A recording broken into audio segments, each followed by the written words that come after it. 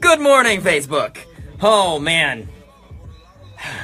The Yankees are killing me. These 8 o'clock games that go past 11:30. Man, and like I go to my friend's house to watch them. So I'm not getting home till like midnight.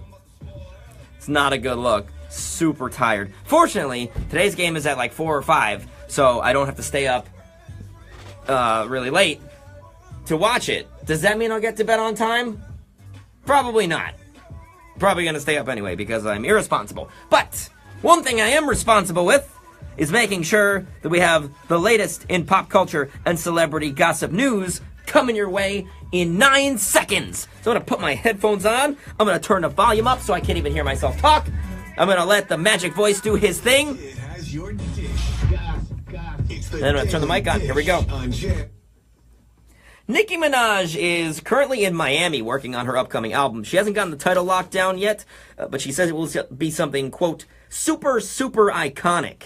As far as the music is concerned, she said, quote, sonically, I know what the album's going to sound like. It's everything in my life coming full circle and me being truly, genuinely happy. It feels almost like a celebration. I'm getting Nicki Minaj figured out with this album, and I'm loving her. Is that her way of throwing shade at Meek Mill? She's truly happy now that he's finally gone?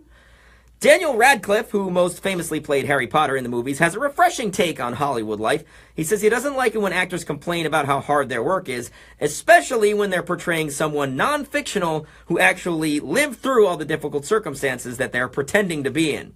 He's currently promoting his new movie, Jungle, where he plays a guy who survived 3 weeks in the Amazon with nothing. No knife, no map, no prior survival training. And he doesn't like to talk about how hard it is to prepare to shoot a movie like that, because at the end of every day, he gets to leave and stay in a hotel, whereas this guy had to spend 3 actual weeks in the Amazon. Speaking of actors in training, there's a report on Yahoo that Russian troll factories trained to influence the 2016 presidential election by watching the Netflix show House of Cards.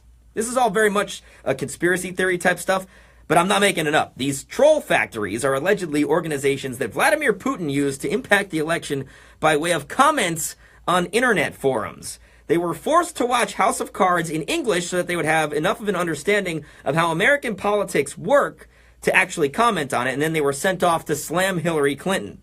Their success will be graded based on how many likes they got, and one informant is now supposedly spilling the beans. Now, I don't know how much I buy into any of this, but if it is true, maybe that's why the current political landscape is the drama circus that it is, because the people who purportedly helped set it up were basing their ideas of good politics off a Netflix show.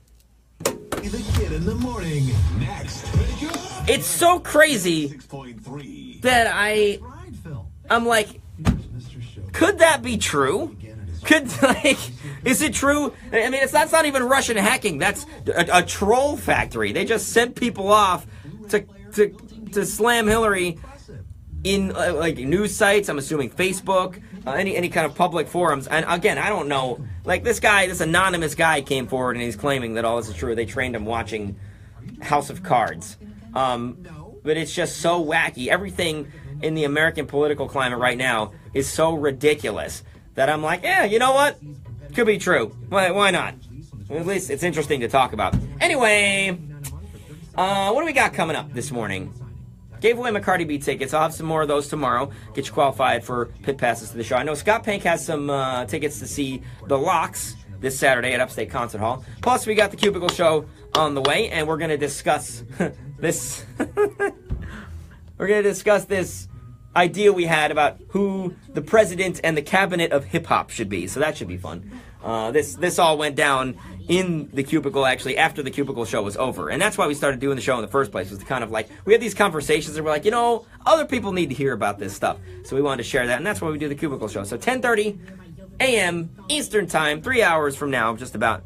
That's the only time zone that matters. So until then, thanks for watching, and peace be with you.